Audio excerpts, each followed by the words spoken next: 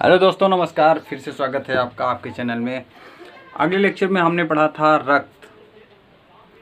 रक्त के प्लाज्मा और आरबीसी को हमने उसमें कंफर्म किया था। आज हम कंफर्म करेंगे श्वेत रक्त कणिकाएँ या श्वेत रक्त कोशिकाओं के साथ रक्त बिंबाणु अर्थात प्लेटलेट्स की।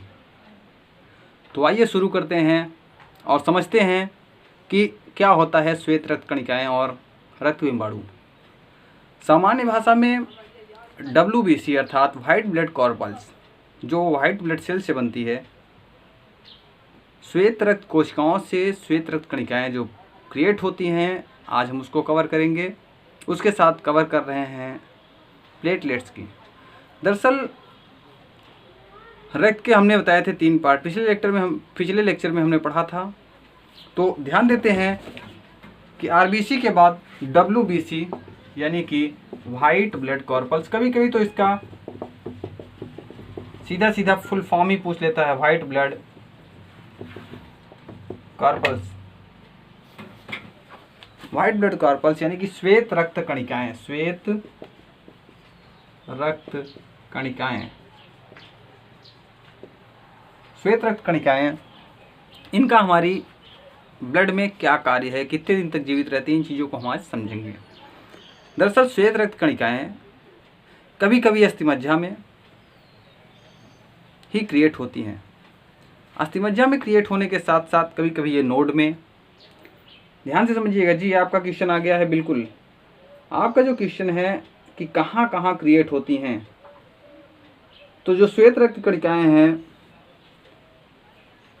अस्थिमज्जा के साथ लिम्फ में, नोड में, प्लीहा में या यकृत में, लिम्फ नोड, प्लीहा या यकृत में भी बनती हैं। चलिए, तो श्वेत रक्त कणिकाओं का जो मेन पार्ट है, लीवर, यकृत, स्पिन मीन्स प्लीहा, नोड या फिर अस्थिमज्जा। ज़्यादातर ये बनती हैं अस्थिमज्जाओं में। WBC और RBC दोनों एक ही जगह से क्रिएट होते हैं। इनके जीवन काल की बात करें तो ये केवल 2 से 4 दिन तक जीवित रहती हैं। 2 से 4 दिन, 2 से 4 दिन तक जीवित रहती हैं। हम फैक्ट की बात करते हैं तो या 2 से 4 दिन तक जीती हैं, तो बहुत ज़्यादा सवाल इस पर नहीं बनता है।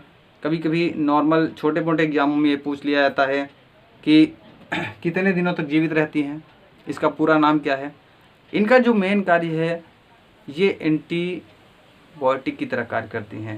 प्रतिजैविक क्षमता इन्हीं के अंतर्गत होती है। हमारे अंदर थोड़ा सा सर्दी जुकाम बुखार होता है तो अपने आप ठीक हो जाता है, जैसे वायरल इन्फेक्शन, नॉर्मल इन्फेक्शन जो होते हैं स्वतः ही ठीक हो जाते हैं। तो उनको ठीक करने का, हमारी बॉडी को ठीक करने का जिम्मा इन्हीं के पास होता है, श्वेत रक्त कणिकाओं के पास ही।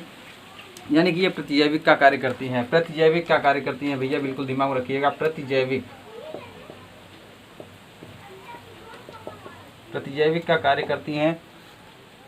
WBC मरता कहाँ है, तो जाहिर सी बात है ये भी प्लीहा में जाके मरेगा। लेकिन एक बात ध्यान देने वाली है कि कभी कभी यह रक्त में मर जाता है, यानी कि RBC में ही इसकी मृत्यु हो जाती है। इसका जो रंग है वो सफ़ेद है। बहुत ज़्यादा इसमें बात करने के लिए कुछ होता नहीं है। न्यूट्रोफिलिक, इसका 60 से 70% भाग जो होता है, 60 से 70% भाग न्यूट्रोफिलिक के कारण बना होता है, न्यूट्रोफिलिक से बना होता है। तो एक चीज़ यहाँ पे नोट करते हैं,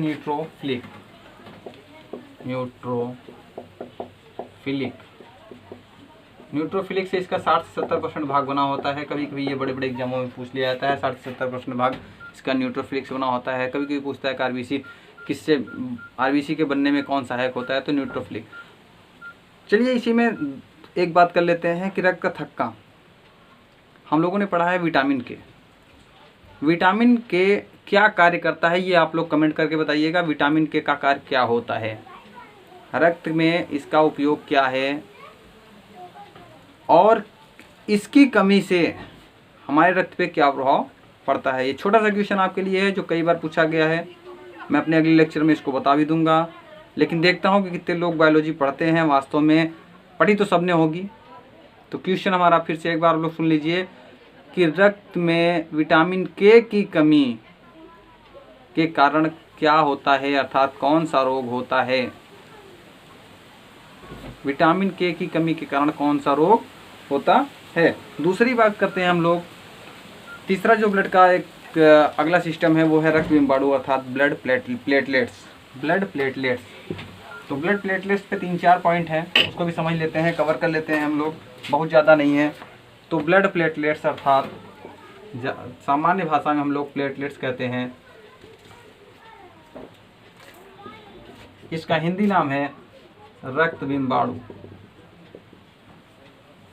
हिंदी वर्जन से आप एग्जाम देंगे तो रक्त बिम्बाणु करके आएगा और आपका दिमाग चक्कर आएगा। रक्त बिम्बाणु, जब हमें कभी बुखार होता है तो उसमें सबसे ज़्यादा जो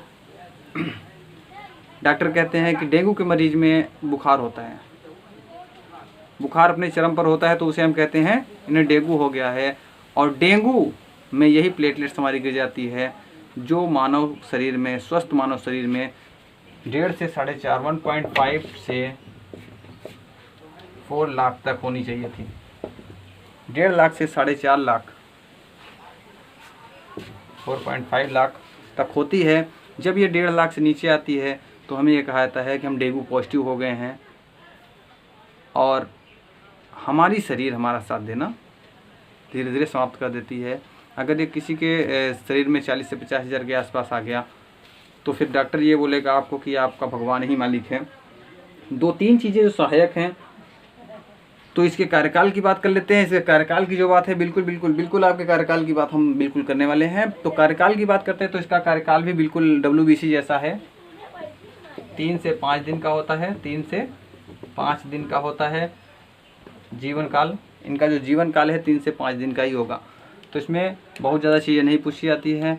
इससे इसकी कमी से डेंगू या बुखार की स्थिति आ जाती है। डेंगू, दूसरा बुखार, फीवर जिसको हम लोग बोलते हैं, बुखार हो जाता है। और डेंगू से तो आप लोग परिचित ही हैं, तो बहुत ज़्यादा इस पर पढ़ना नहीं होता है। ब्लड प्लेटलेट्स, इसी के साथ बात कर लेते हैं, फिर से रिवीजन कर लेते हैं RBC, WBC और प्लेटलेट्स की। RBC अस्थिमज्जा में बनता है, WBC अस्थिमज्जा में बनता है, प्लेटलेट्स ब्लड में पाया जाता है। इनकी संख्या 4.5 लाख के आसपास होनी चाहिए। 1.5 लाख मिनिमम होती है और मैक्सिमम होती है 4.5 लाख। दूसरी बात, लाल रक्त कणिकाओं में हीमोग्लोबिन के कारण रक्त लाल होता है। हिम में पाया जाने वाला हिमैटिन है और ग्लोबिन जो वाहक है O2 और CO2 को ले आने का कार्य करता है। इसके साथ साथ उसमें पाया जाने वाला लॉ एस हिमैटिन जो है Fe+2 का बना होता है। Fe+2 इसी हीमोग्लोबिन के कारण रक्त का रंग लाल होता है। आप लोगों से एक और क्वेश्चन मैं करता हूं, जैसा कि हमने अपने पिछले लेक्चर में बताया था कि RBC का जीवन काल कितने दिनों का होता है। कमेंट करके ज़रूर बताइएगा कि RBC का जीवन काल कितने दिनों का होता है। इसी के साथ अगले लेक्चर में हम लोग बात करेंगे रक्त के समूह की। रक्त समूह कितने प्रकार के होते हैं, कौन कौन से होते हैं, इसकी खोज किसने की और क्वेश्चन कहाँ से बनते हैं। इन सभी के बाद हम लोग एक ओरल आप लोग के डाउट क्लासेस लेके आएंगे। जो भी आपके डाउट हैं वो आप में मेल कर सकते हैं। हमारा मेल है विनोद के सिंह ALD7@gmail.com। अपने डाउट हमें इस मेल पर भी भेज सकते हैं। आप यहाँ पे भी कमेंट करके अपने डाउट भेज सकते हैं। अगली क्लास में हम लोग डाउट पे बात करेंगे। कितने भी बड़े क्वेश्चन को आप लेके आइएगा इस चैप्टर से, हम उसको क्लियर करेंगे। तब तक के लिए धन्यवाद।